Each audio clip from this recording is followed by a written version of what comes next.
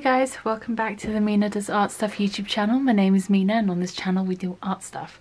So today I'm going to continue in what is going to become a colour comparison series. I don't know if that's the right phrase to do it, the right wording for this series, but I did a video a while ago now on quinacridone gold and comparing the various different hues of quinacridone gold to each other, the ones that I have in my stash.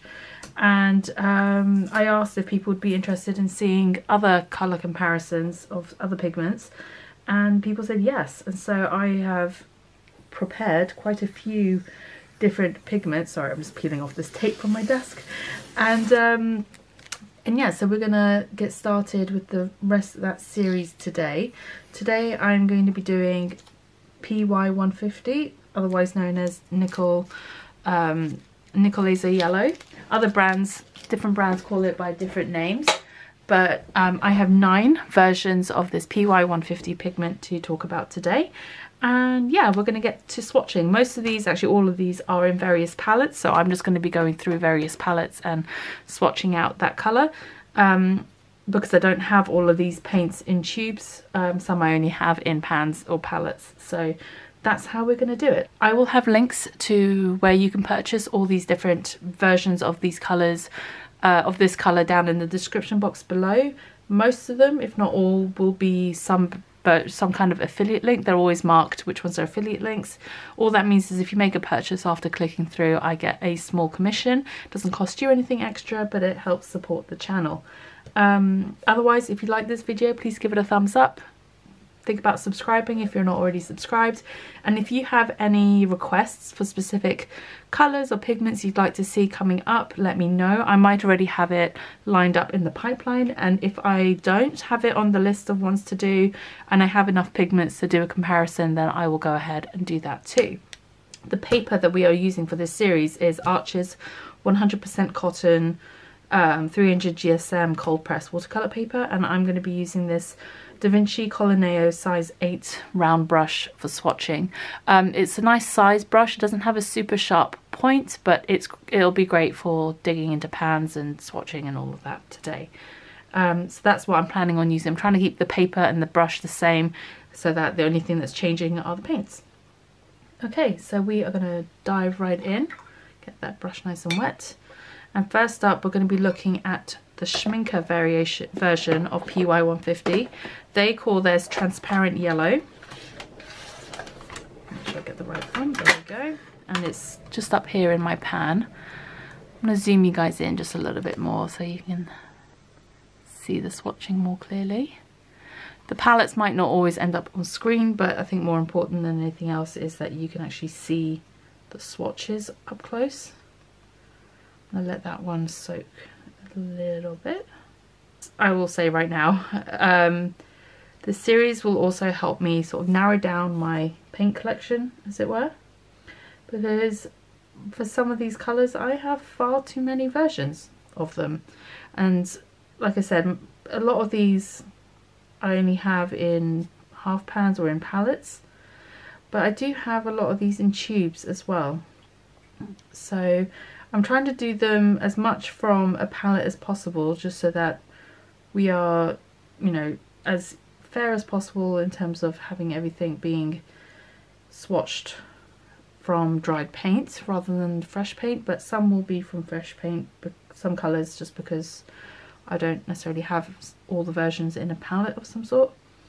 But also I want to sort of narrow down my watercolour collection a little bit, because who needs, you know, 9+ variations of one colour. So this is the Schminker one. It's not a bad version. It's not my favourite, I don't think. We'll see, I guess, when we get to the end of this page. But you have a nice sort of variation between the mass tone and the wash. Nice golden yellow and a darker sort of dirtier orange colour in the mass tone. Next up we have my Magello palette. Now Magello calls their PY150 green gold, which can be a little bit confusing because there are other green gold paints that are actually a different pigment but called green gold. So that's this one here on my palette. It looks a bit dark on screen, but it does re-wet really well. And this was one of my earlier experiences with this pigment, was the Magella version.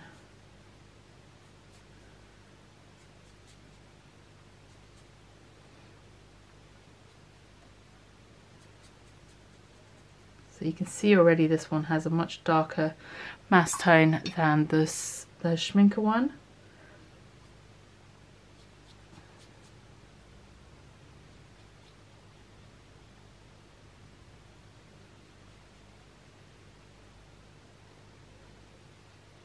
But yeah, I find the Schminke one's just not as strong as some of the other PY150s. So that's the Magello. It's not bad, it's quite nice. I really do like the Magello paints. They're really good value for money if you get the sets on a good deal. But individually the tubes can be quite expensive. This is my Sennelier palette, which is up next. They call theirs Yellow Lake. And that's this one here. Again, PY150. They're all PY150.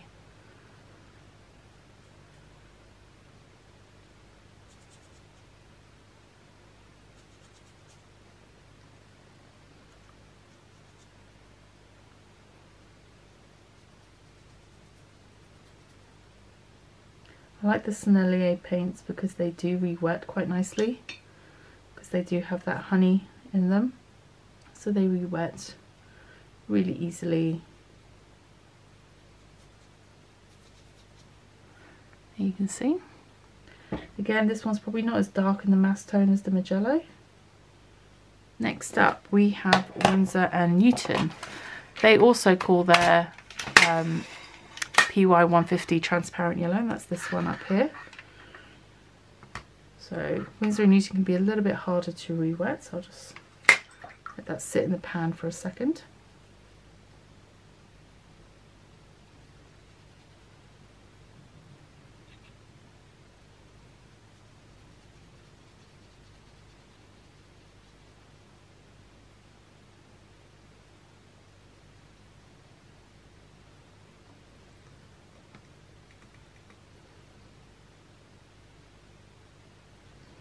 The Winsor & Newton one can be a little bit, Winsor & Newton paints in general can be a little bit harder to re-wet from dry, but once you get it activated you can get a decent coating of paint up, which is good. So that's the Winsor & Newton transparent yellow. Romer's Small Nickel Azo Yellow. Let me get this palette opened up.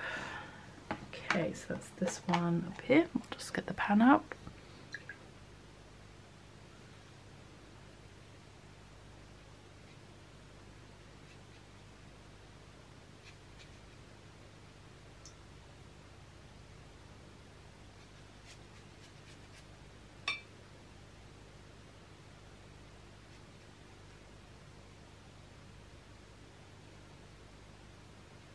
Next up we have the White Nights version. They call theirs Indian Yellow.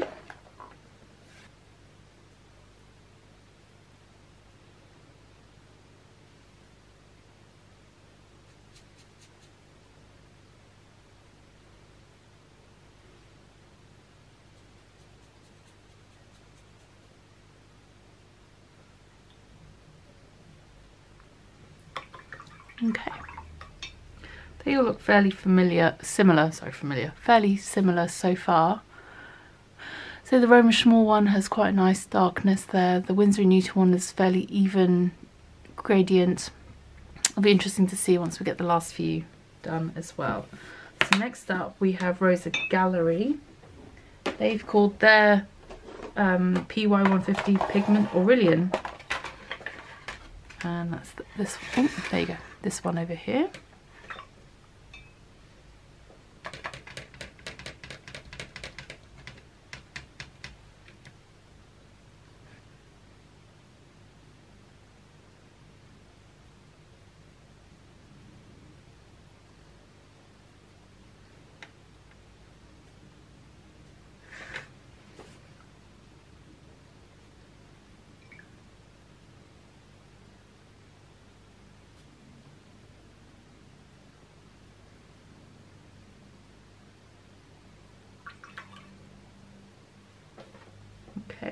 Next up we have Core Nickel Azo Yellow, and that's just down here.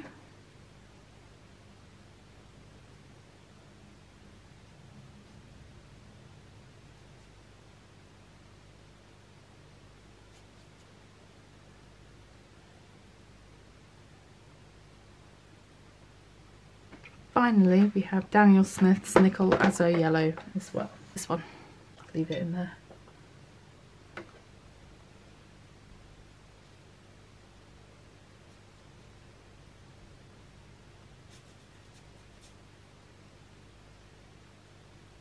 There we have it so far. I think I dropped some water on that one there, so they've got a big bloom forming in the middle, but ignoring that.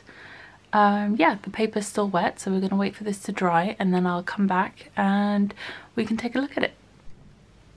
Okay, so back now. The swatches are dry. Let's peel off this tape. There we go. Okay, so first off the bat, what I can see here is that the Schmincke Transparent Yellow is probably the weakest in terms of saturation and strength of colour.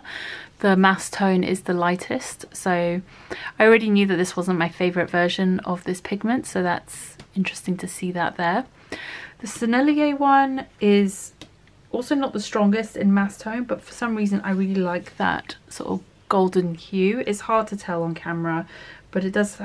And this one I know I can build up quite nicely and it's really nice in mixes.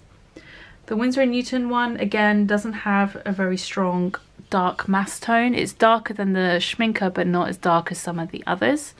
So I'd say these two are probably my least favourite. The Magella Green Gold one, it's alright. It's definitely more green tinged than some of the others. So it's not quite the yellow, golden yellow. I mean, it's the same pigment. It looks fine. Like if that's the only one you had, you would never notice. It's only in comparison to the others that I can see that difference. The Roman Schmall White Knights are very similar. They look very similar to each other. The Daniel Smith one, ironically, isn't as strong in the mass tone as, say, the Core. Even the Rosa Gallery one has quite a strong mass tone, which is interesting. I'd say my favourite ones, let's just mark them up here. I quite like the Sennelier. I'd say the Roman Schmall one is nice as well, as is the Core. I do like the Daniel Smith one as well.